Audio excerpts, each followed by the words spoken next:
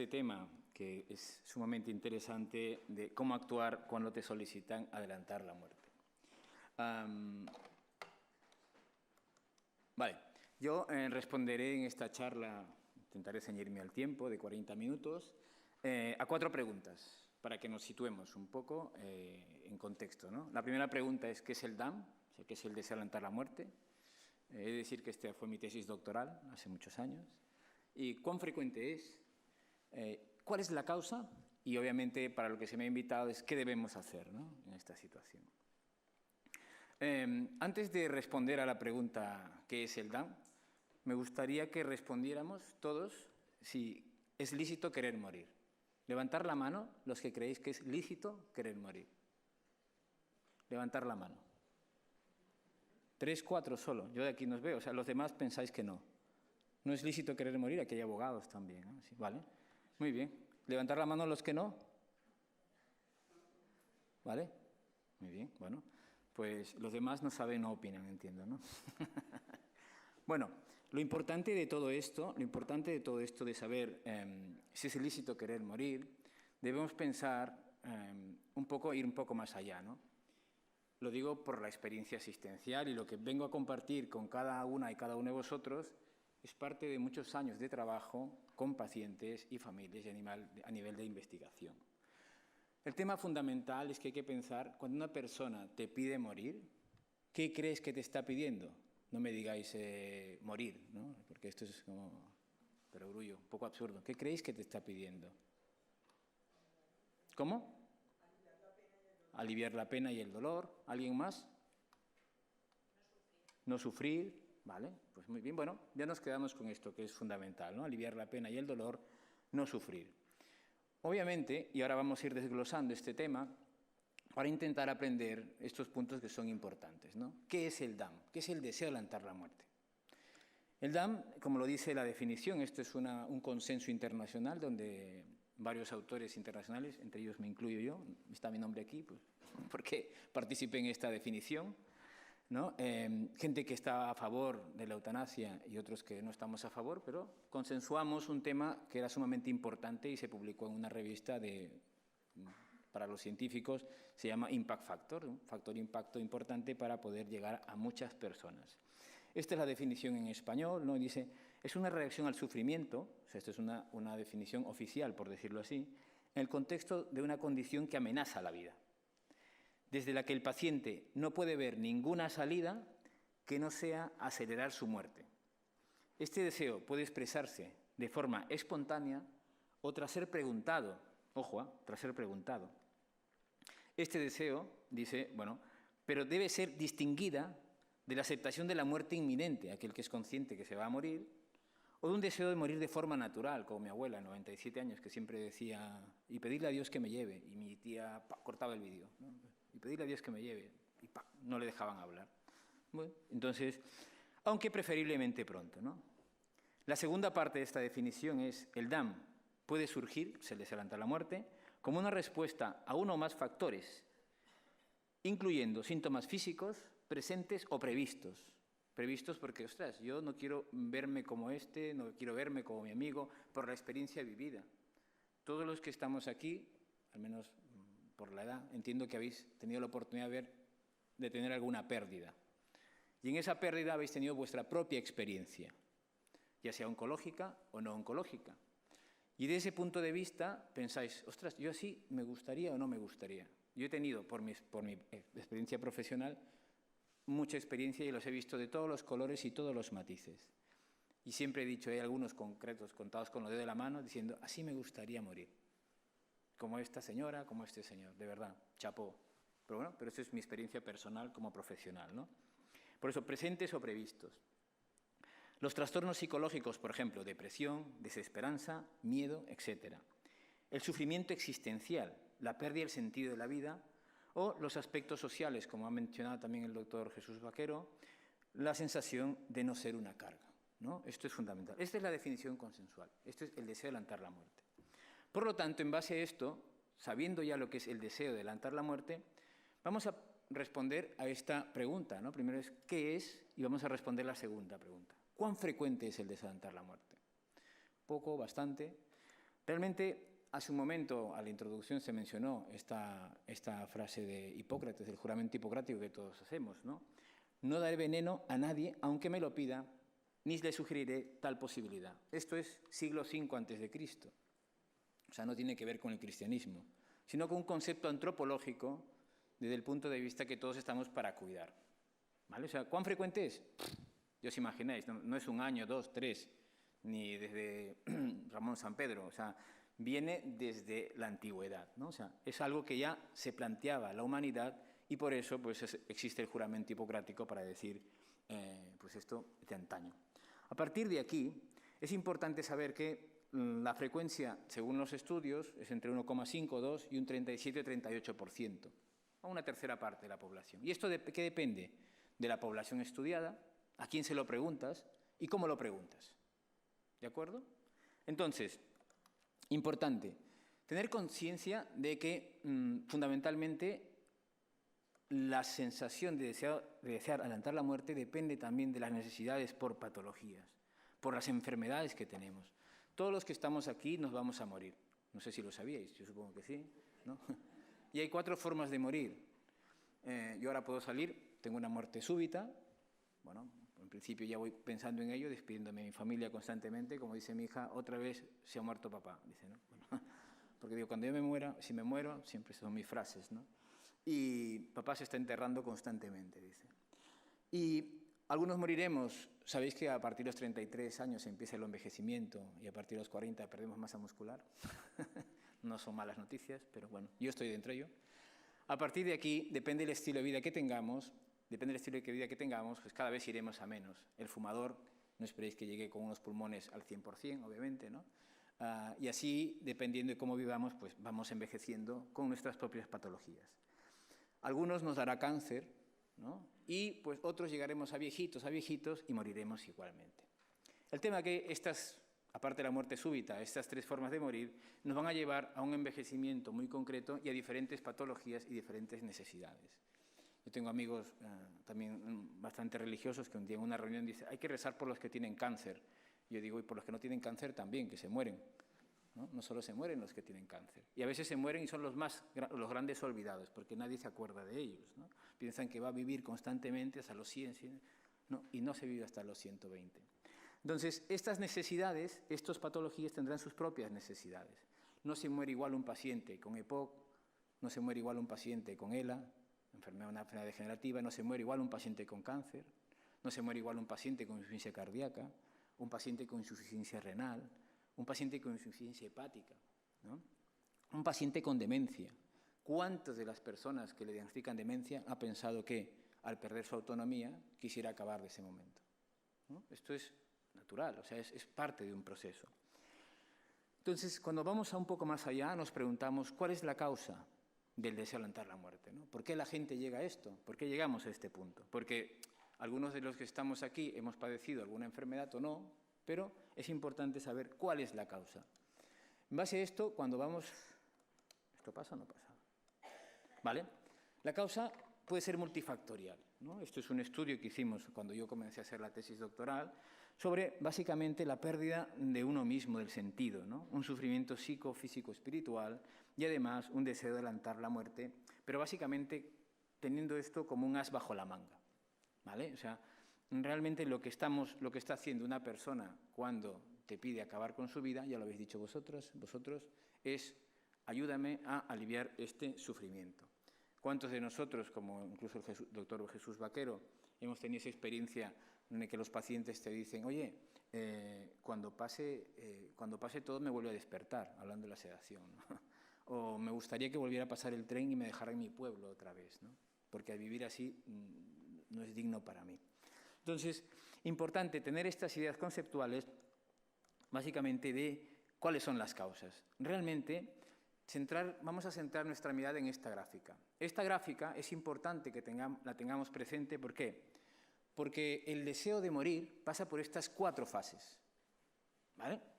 Desde un deseo genérico de morir, y esto siempre le digo porque, bueno, estas clases las doy yo en la universidad, ¿no? Que es una asignatura obligatoria, los cuidados paliativos en la Universidad Internacional de Cataluña, y esta parte de la eutanasia la damos en tercero de medicina.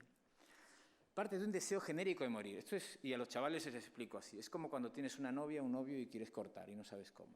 Vas pensando, el comportamiento va así. Luego, deseo esporádico, te levantas y dices, esta chica, este chico no me conviene. Un pensamiento esporádico. Luego pasa un pensamiento que te despierta. Luego pasa de un pensamiento mantenido en el tiempo. Este chico, esta chica, no, tengo que cortar definitivamente.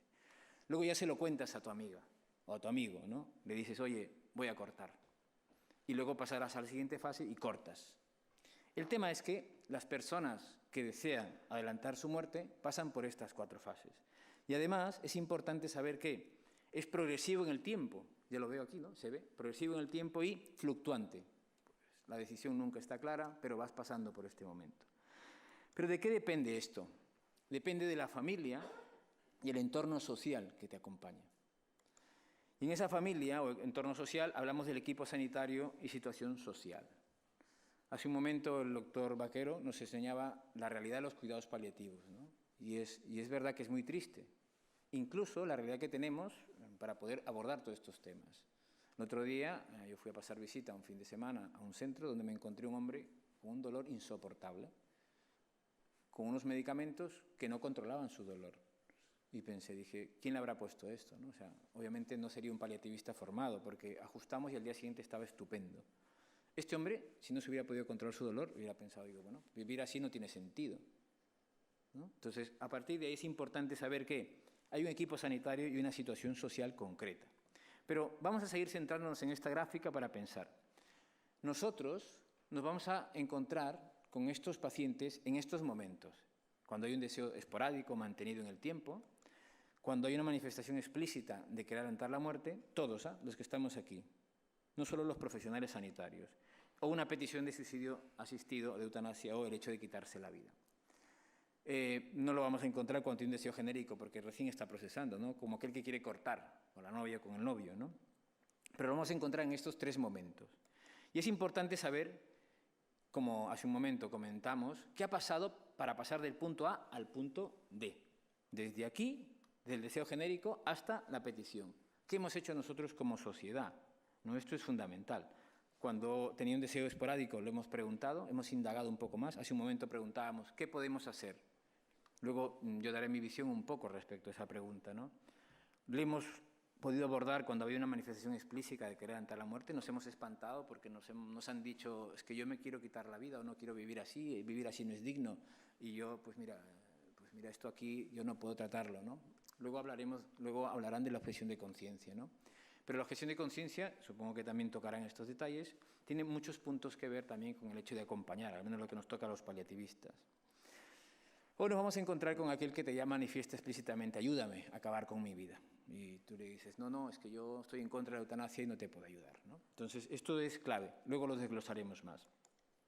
Por lo tanto, hay esta publicación reciente dentro de la Cátedra Wicker de la Universidad Internacional de Cataluña, pues hace una definición entre un deseo esporádico, un wish to die, un desire to die, ¿no? O sea, realmente cuando el paciente lo piensa de manera esporádica hasta que va concretando en el tiempo y que pueden fluctuar, ¿no? Como decía, en esta situación, ¿no?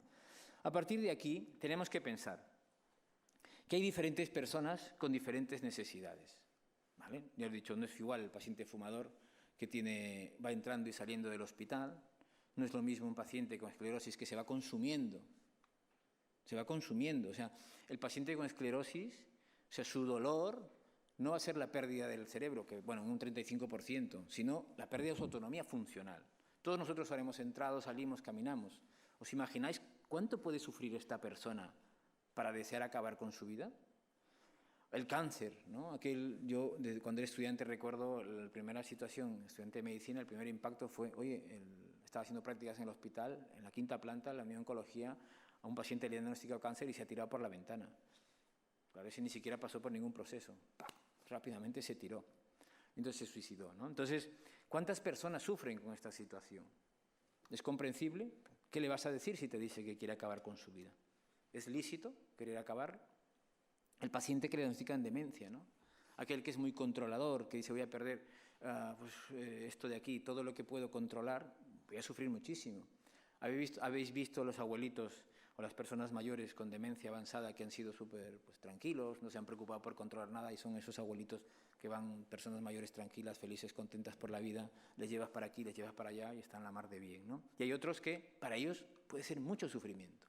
Probablemente uno no te lo pida y el otro sí te lo pida, ¿vale? Un paciente con insuficiencia cardíaca, ¿no?, que entra y sale, que no ve que cada vez esto va a menos y el malestar emocional es fundamental. O aquel paciente que tiene insuficiencia renal y le estás llevando a la diálisis constantemente, ¿no? Llegará un momento en que está cansado y todos por paternalismo, que siga viviendo, venga, va, y el tío está cansado, ¿no? Incluso cuando hablamos de insuficiencia cardíaca, los pacientes llevan un desfibrilador para que no les dé un paro cardíaco, ¿vale? Porque así se muere un paciente, ¿no? Se complica, pero sin embargo, cuando ya la insuficiencia cardíaca es muy avanzada, lo que genera ese desfibrilador es angustia y miedo cada vez, te estás chispando. Por lo tanto, le hemos preguntado si quiere seguir llevando el desfibrilador o quiere que dejemos marchar también. Esto es importante. El paciente con insuficiencia hepática o cirrosis, ¿no?, que no llega al trasplante, tiene la impresión de que va a llegar y se va complicando. Todos estos puntos son fundamentales de tener en cuenta cuando hablamos de los pacientes y sus necesidades. ¿Por qué? ¿Por qué alguien quiere acabar con su vida? Porque detrás de esta petición, y esto es parte de mi trabajo de investigación de hace muchos años, ¿no?, hay un sufrimiento, lo habéis dicho, físico, psicológico y existencial. ¿Y por qué es un trabajo de investigación? Porque lo que no está demostrado con datos son opiniones, ¿no? Entonces, uno puede opinar, pues sí, más estoy de acuerdo, ¿no?, pero en principio es importante poder demostrarlo, ¿no? Entonces, aquí lo hemos demostrado que detrás de esa petición hay un sufrimiento físico, psicológico y existencial, y esto es clave.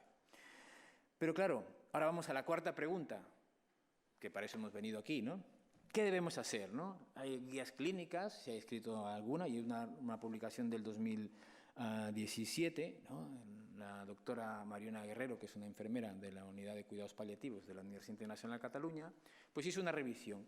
Pero, sin embargo, todas estas revisiones hablan de manera general también, ¿no? Pues debes tener empatía, debes comentar con el paciente, pero la idea es que nos podamos llevar algo de esta charla, ¿no? Algo que realmente os pueda servir a cada una y a cada uno de vosotros cuando un paciente o una persona os pide acabar con su vida o acabar con su sufrimiento. Aquí es como, esto sí lo habéis visto, ¿no? Matrix, que lo de la pastilla azul o la pastilla roja, ¿no?, para que las cosas puedan acabar. Esto es fundamental de pensarlo y tenerlo presente. Porque yo estoy convencido, ¿vale?, estoy convencido porque me dedico a esto a nivel privado, cuando el cómo y el dónde está controlado, el cuándo, que es para acabar, podría pasar a un segundo plano. He dicho podría, no siempre, podría. Y cuando digo cuándo y dónde, es un poco intentar ver que hay dos tipos de personas que solicitan acabar. Unas es las que desconocen qué se puede controlar al final de la vida, ¿no? Esto cuando me llamaban a mí durante 2 años trabajando a nivel asistencial con pacientes que querían morir, este paciente quiere acabar con su vida o ha manifestado desear morir. Pues bueno, pues mira, yo con mi carpeta iba, porque estaba haciendo la tesis doctoral, a hacer la entrevista, ¿no? Y después de la intervención veías que un 97% cambiaba su forma de pensar, ¿vale? ¿Por qué? Porque desconocían qué podíamos hacer. Y en esa intervención se hablaron de muchos aspectos, ¿no?, del control de síntomas. La gente no quiere sufrir. La gente quiere que se respete su autonomía. ¿Y qué hacemos los paliativistas? Pues respetamos la autonomía y controlamos el sufrimiento, que son los 2 puntos importantes. Estas personas, que es un 97% que desconoce qué se puede controlar al final de la vida, pues luego después de esto cambia. Hablamos de este 100%, ¿no? Pero también están los que tienen claro que a pesar de la intervención y cuidados, quiere acabar. Por lo tanto, los cuidados paliativos, y este 3% coincide con el porcentaje a nivel mundial de un 3 o un 4%, los cuidados paliativos no son la solución a la eutanasia. O sea, no es una antítesis, como decía el doctor Vaquero, ¿no? O sea, hombre, si fuera 100%, pues sería la solución. Pero a pesar de recibir cuidados paliativos, hay gente que aún así quiere acabar con su vida, ¿vale? Y esto hay que saberlo. No podemos ir con los ojos vendados pensando que si ponemos a todos esto no va a pasar. Es verdad que pasaría, lo menos posible. ¿Por qué? Porque de este 100%, un 97% cambió. Y esto está clarísimo, ¿no? Y además me pongo a pensar yo, ¿no?, como no hay unidad de paliativos en todos lados, ya lo ha demostrado el doctor Vaquero, ¿qué pasa con estos pacientes que dentro de este 100% no tienen esta oportunidad de estar dentro de este 97%, de saber que se les puede controlar? Y esto es clave, ¿eh? Clave. ¿Por qué? Porque este 3%, hasta antes de la ley de la eutanasia, pues teníamos obviamente la sedación paliativa y podíamos controlar a estos pacientes durmiéndole la conciencia para controlar su sufrimiento durante el proceso final de la vida. Se puede sedar, como lo ha explicado el doctor Vaquero, por síntoma refractario, que puede ser un síntoma físico o un síntoma emocional, ¿no? Y entonces, malestar emocional, y esto es fundamental. A partir de aquí, hay dos tipos, como hemos dicho, hay dos tipos de personas, aquellas que no saben y aquellas que saben bien todo y te dicen, mira, muchas gracias, tú eres un tío muy majo, tú eres una tía muy maja, pero yo quiero acabar con mi vida. Por más que me lo cuentes, o sea, yo lo quiero y esto es así, es una realidad. Gracias por haberme controlado el dolor no tengo un sufrimiento emocional porque así para mí vivir no es digno. Entonces hay dos tipos de intervención, que son las proactivas, ¿no? Que han salido en publicación de la Universidad de Navarra y otra de la cátedra WeCare, donde se pregunta a las personas directamente si quieren morir, un proceso de enfermedad avanzada. La gran mayoría de estas publicaciones son pacientes oncológicos. Hay uno o dos que no tienen una enfermedad degenerativa y una enfermedad pulmonar, pero la gran mayoría son hechas en pacientes oncológicos. Y aquí se observa que, una vez preguntando, hay un 18% o un 23%. Tampoco es muy alto, pero tampoco es despreciable. Esta es la forma de abordarlo. Y ahora os explicaré cómo tenemos que hacerlo. ¿Por qué? Porque estas personas, básicamente, estos profesionales, cuando abordas esta situación, te los encuentras aquí. Si tú tienes un paciente y eres capaz, acompañas a un familiar que tiene enfermedad degenerativa, nos vamos a morir todos, y que tiene, obviamente, un proceso de envejecimiento, pues ya sea pulmonar, cardíaco, una demencia frágil inicial, ¿no? Una insuficiencia hepática, la que sea. Si tú le preguntas algo concreto, probablemente te pueda decir que lo ha pensado. Estamos hablando de un 18 a un 23%. Lo vamos a encontrar aquí también, en un deseo esporádico mantenido en el tiempo. O a veces lo podemos encontrar cuando ya empiezan a manifestar. Eso es cuando hacemos proactivamente la intervención. Pero para hacer proactivamente tenemos que saber cómo actuar. Porque la gran mayoría de nosotros, que no preguntamos, ¿no? Yo habitualmente suelo hacerlo como parte de mi intervención, nos vamos a encontrar con esta parte. Es la segunda forma, y es lo que vamos a aprender ahora. Un deseo de morir de forma espontánea, ¿no? O sea, yo te digo, oye, o sea, yo ahora me pongo al lado de cada uno de vosotros y te digo, oye, yo aquí así no quiero vivir. ¿Qué me dices? ¿Cómo me respondes? ¿Miras para el otro lado? Si eres médico, enfermera, ¿miras al suero? No, me tendrías que dar una respuesta. Y esa es la idea fundamental. A partir de aquí nosotros nos vamos a encontrar, no cuando el paciente, cuando no preguntamos, está en un deseo genérico ni un deseo esporádico, sino nos vamos a encontrar cuando te hace una manifestación explícita o como el enamorado o la enamorada o el novio o la novia que ya no quiere volver con su pareja, ¿no? O sea, cuando tú ya dejas un trabajo, dejas a la chica, al chico, o sea, en este punto ya no hay vuelta atrás. O sea, es complicado. ¿Cómo le haces volver a un chico con la chica? No puedes. O sea, intentar cambiarle la forma de pensar es absurdo. Lo que sí es importante saber cómo debemos actuar, porque tampoco sabemos cuánto podemos profundizar en la mente de las personas y hasta dónde puede estar sufriendo, ¿no? Que esto es fundamental. Entonces, ¿cuál es lo importante para mí? ¿Cuál es la respuesta que creo? Esto lo iba a responder ahora el doctor Vaquero, ¿no? Para mí es fundamental la planificación anticipada. Planifiquemos antes de tiempo. Nosotros, todos los que estamos aquí, porque he dicho que nos vamos a morir, porque deberíamos ser conscientes de ese proceso. Como nos vamos a morir y de una de esas tres formas, deberíamos planificar. ¿Cómo me gustaría que me trataran? ¿Dónde me gustaría que me cuidaran? Para que ese cuándo disminuya. Porque si todo eso está controlado y los que me quieren lo saben y las personas responsables lo saben, todo ese proceso será de la mejor manera. Y esto es clave, la planificación anticipada. Pero para poder planificar, tenemos que ser conscientes de que nos vamos a morir. Si no, no es posible planificar. O que estamos en una situación de fragilidad. Y además debemos preguntarles a las personas que les estamos cuidando. Por eso digo, diferentes personas con diferentes necesidades. Y esto es fundamental. Cuando hablamos de la planificación, también tenemos que ser conscientes que tenemos que tener una formación específica para entrar aquí. Y esto os daré algunas pinceladas aquí. Porque es fundamental. 3 pasos, quiero que os llevéis 3 pasos a vuestra casa, 3 pasos que tenéis claros. Primero, tenemos que ser capaces de reconocer el sufrimiento. Yo tengo que pensar que la persona que está, obviamente, como digo, hay personas que lo llevan bien y hay otras que no. ¿No? ¿Y esto quién lo sabe? Pues el que lo está viviendo. La ley de la eutanasia dice que, en principio, ¿cómo puedes cuantificar el sufrimiento de alguien que te dice que sufre? Tiene sentido. Tú no puedes decir que eso no es sufrir. Tú serás más fuerte psicológicamente o más fuerte físicamente y el otro no. Esto es muy personal, no lo puedes cuantificar. El segundo punto, y luego desglosaré cada uno de ellos. Validar el sufrimiento, y luego explicaré en qué consiste validar el sufrimiento. Y lo tercero, que es fundamental, acompañar en el sufrimiento. ¿Vale? Vamos a centrarnos ahora mismo en el primer punto. ¿Cómo reconocer el sufrimiento? ¿Y quién debe reconocerlo? El que acompaña. No solo el médico o la enfermera. Si os dais cuenta, en este universo hay un punto central que es el paciente. No me lo he inventado yo, esto es una publicación científica del 2018. Y al lado está la familia, como centro de nuestra atención. ¿Y quién está al lado? Pues el médico, la enfermera, el trabajador social, farmacéutico, voluntario, asesor espiritual.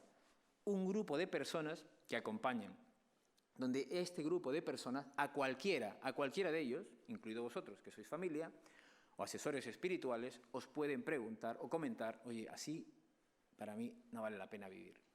Nos vamos a encontrar con esto. Entonces, es fundamental que todos los que estamos aquí, tenemos este interés, nos formemos en esto. Entonces, reconocer el sufrimiento, un paso a paso. Cuando vemos una mala respuesta, cuando hay un cambio de humor, cuando hay un enfado, un aislamiento, ¿no? Nadie se levanta con mala leche por la mañana, salvo que algo le haya pasado.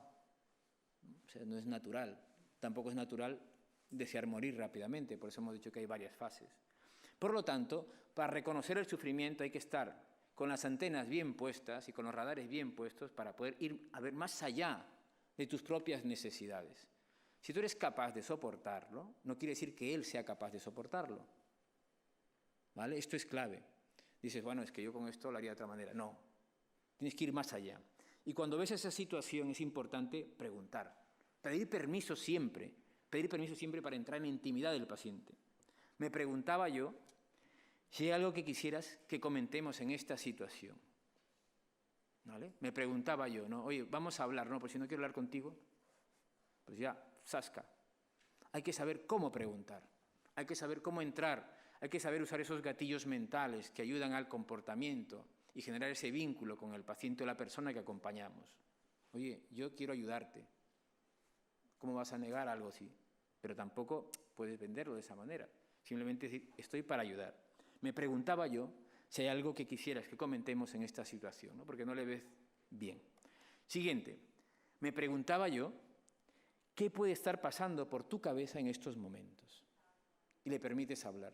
Obviamente, si la persona que acompañas tiene una personalidad, pues es un dominante, un influyente, te contestará toda la información que necesitas. Y hay otros que no te dirán nada. ¿Cómo le sacas esta información? Pues hay que hacer preguntas concretas, ¿no? Porque si tú lo has vivido o tienes una experiencia como profesional sanitario, alguien que acompaña, le dirás, oye, es que muchas personas con esta situación, con este cáncer o con esta insuficiencia cardíaca o con esta insuficiencia hepática, a veces se plantean no querer seguir viviendo. Y entonces, viendo al tuit, que también lo vi yo me planteaba esto, ¿no? Digo, yo creo que la trabajadora social le quiso preguntar algo así, ¿no? Si alguna vez, ¿no?, usted está en una situación, ¿no?, probablemente se puede haber planteado no querer seguir viviendo, pero claro, la falta de formación le hace preguntar directamente por la eutanasia, ¿no?, que es un paso diferente al deseo de seguir viviendo, o no querer seguir viviendo. Esto es fundamental, ¿eh? O sea, ir un poco más allá, ¿no? ¿Qué puede estar pasando por tu cabeza? Y a partir de ahí, el que tiene una personalidad concreta te dirá todo lo que piensa, y aquel que no, pues tú haces sacar la información, porque tu objetivo es ayudar. Mira, estoy aquí para ayudarte y para acompañarte. Ha cambiado, algo debe estar pensando. Estamos hablando en el momento 1 o en el momento 2. Esto es fundamental, ¿de acuerdo? Hay que ponernos en situación. Y luego, ¿qué quiere decir validar? Validar, ¿vale? Esto me lo han preguntado muchas veces porque a mí me gusta repetirlo constantemente. Es ser consciente de lo que le está pasando puede ser lícito para él. No soy yo quien para juzgar que lo que está pensando es malo. Es lícito para él. Dices, es comprensible que pienses así. Me decía una paciente, yo no entiendo por qué una con insuficiencia cardíaca de 80 años, yo pensé que por tener mucho dinero pues la gente iba a tener todo, pero en principio, claro, hacen no ya para aquí, no ya para allá, y claro, no hacen lo que yo digo, ¿no? Una señora dominante, controladora, y sufría el no poder hacer esto, ¿no? Y yo quiero morir, ya no quiero vivir así. Y la psicóloga viene y lo único que intenta es hacer cambiarme mi forma de pensar.